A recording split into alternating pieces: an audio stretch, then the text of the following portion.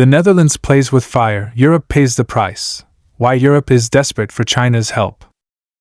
A brand new Mercedes-Benz is stopped the moment it rolls off the production line, not due to a quality issue, but because a chip shortage prevents the installation of something as simple as a turn signal. Workers at a BMW factory in Germany punch in, only to receive a notice of indefinite suspension of production.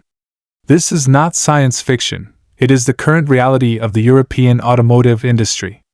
Even more confounding is that the entity that forced Europe into this situation is not China, but the Netherlands. Yet European giants are constantly calling China for help. Many people think chips must be highly sophisticated. Brains. In reality, the chips manufactured by Nexperia are more like the cars. Nerve endings. Just as blinking or lifting your hand depends on your heartbeat, a car's wipers, seatbelt warnings, and climate control are all commanded by these seemingly ordinary chips. A gasoline car requires 400 of these chips, and an electric vehicle needs up to 1,000. Without them, even the most luxurious car is just a pile of scrap metal. A more shocking secret is hidden in the black and white of the equity documents. Nexperia, the company so crudely seized by the Netherlands, is not a European asset at all. It has been entirely Chinese-owned since 2021.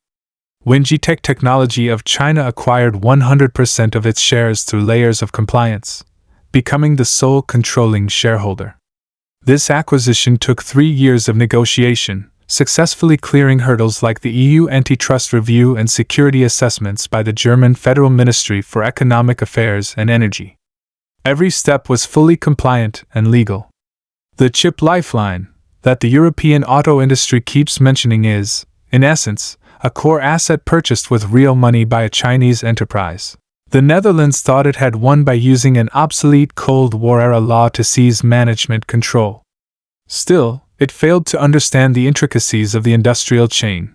It could expel the Chinese executives, but it could not take the packaging technology and global sales channels controlled by China, nor could it govern the production base within China. Simply put, the Netherlands is like a person who stole the front door key to someone else's house, only to find that the master switches for water, electricity, and gas are all held by the original owner. The moment China pauses chip exports, the European supply chain is immediately suffocated. The Netherlands messed up this game from the very beginning. Next, let's dissect why the Netherlands dared to be the pioneer in seizing a Chinese company, and why Europe has been reduced to begging for help. The global supply chain truth hidden behind this is more disruptive than you think. The Cold War law and the auto industry's time bomb. On September 30th, the Netherlands quietly invoked a law that had been dormant for 73 years, planting a time bomb for the European auto industry. The 1952 Goods and Supply Act, created during the Cold War, had never been truly used until the Netherlands wielded it against the Chinese company. Citing security risks, it forcibly seized management control of Nexperia and expelled all Chinese executives. The news initially drew support from European public opinion, which framed it as precautionary defense against China. However, within a week, the collective sentiment shifted. A report by Bloomberg sent European automakers into a collective panic. The Nexperia chip shortage would hit mainstream manufacturers within 7 days and spread throughout the entire industry within 20 days. The president of the German Association of the Automotive Industry, VDA, directly warned, "If this isn't resolved soon, large-scale production shutdowns are imminent." Nexperia holds a 19% share of the global automotive-grade chip market, and BMW and Mercedes-Benz purchased 12% of their onboard chips from the company, with up to 500 Nexperia chips in each vehicle. The Netherlands thought that by seizing management control, it had grasped the lifeline, but it forgot that Nexperia's chips are produced in Europe but packaged in China. Without the Chinese link, the manufactured chips are mere semi-finished products. The Netherlands' recklessness is essentially treating geopolitics as a bargaining chip. It overestimated its own control and underestimated the tightness of the global supply chain. Nexperia is not an isolated company but a crucial node connecting European production with Chinese packaging. This kind of intertwined bond cannot be severed by a Cold War law. The panic of European automakers precisely punctures the lie of technological security. True security lies in cooperation and mutual benefit, not in hegemonic plunder. The Netherlands sought to be the US's pawn, but ultimately made Europe pay the price. Europe will settle this account sooner or later. In contrast, American automakers have been much smarter. Tesla signed long-term agreements with Chinese chip companies long ago, and the Nexperia crisis has not affected its production at all. General Motors even directly warned the US government. Don't follow the Netherlands in confrontation. No one survives if the supply chain breaks. Europe has been echoing the US call for desinization for several years, resulting in its own industrial chain becoming glass-hearted, shattered with a simple poke. Commentary: the panic of the European automotive industry is the inevitable result of blindly following the US, advocating for supply chain security, while engaging in technology blockade at the behest of the US is a self-contradictory operation that was bound to lead to problems. The 2021 chip shortage already served as a warning, but European elites were preoccupied with guarding against China and gave no thought to stabilizing the supply chain. Now, the Netherlands has ignited the crisis, the US is watching from the sidelines, and Europe must put out the fire itself. This tells us that relying on others for supply chain security is the most unsafe choice.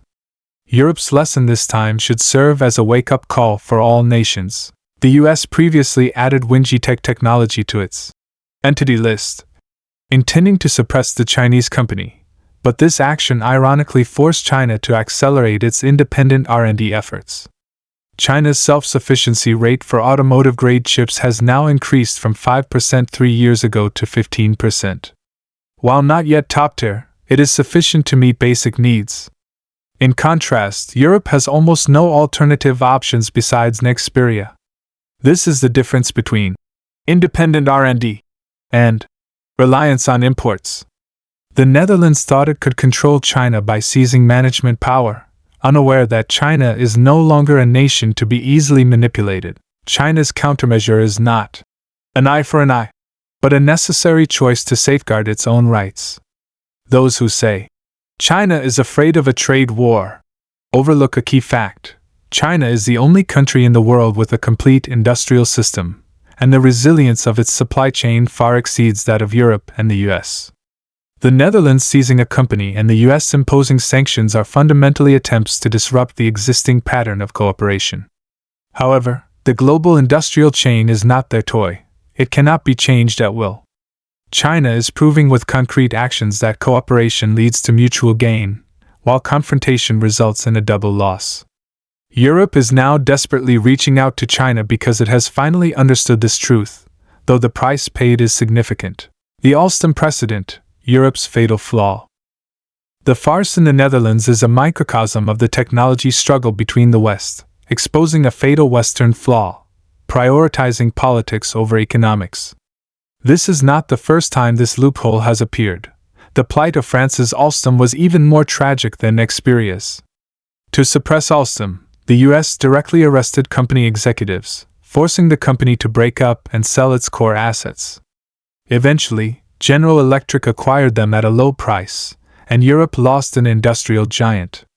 Now, the Netherlands is repeating the same mistake, only this time the target is a Chinese company. The European elite's mindset of guarding against China has reached a frenzied level. They speak of market principles, but use administrative orders to seize Chinese assets. They advocate for the rule of law, but disregard Wingitech Technology's legal equity. This double standard has caused Europe's business environment to plummet. Data shows that Chinese investment in Europe dropped by 18% in 2024, as many companies fear becoming the next Nexperia. The US is delighted by this turn of events, simultaneously inciting Europe to confront China and selling high-priced chips to Europe, profiting handsomely. However, ordinary European citizens and businesses can no longer bear the cost of this political game. German workers are protesting in the streets due to factory shutdowns, French auto executives are visiting China in groups to seek cooperation, and even the European Commission has privately expressed a Hope that China and the Netherlands can quickly reconcile. This indicates that regardless of political maneuvering, the laws of the market ultimately cannot be defied. The Nexperia chip shortage acts as a mirror, reflecting the short-sightedness of Western politicians and the helplessness of businesses. Commentary: the Western practice of prioritizing politics over economics will eventually lead to self-inflicted harm. The tragedy of Alstom did not alert Europe, and now the Nexperia crisis has arrived. This is not a coincidence but the inevitable result of a hegemonic mindset. The global supply chain is a precise network built over decades, with every node being indispensable. Forcible separation will only lead to chaos. The US and the Netherlands seek to profit by suppressing China but forget that China is the world's largest market and the most complete supply chain center. The current crisis in the European automotive industry is a warning bell for the West. If confrontation continues, the next economy to be shut down might be their entire system. Conclusion: the Netherlands played with fire, and Europe is paying the price. The most critical lesson to be learned from this farce is that in the era of globalization, no one can remain unscathed. Hegemonic plunder will inevitably backfire. China has always supported global technological development and advocated for win-win cooperation, but this does not mean China will be easily bullied.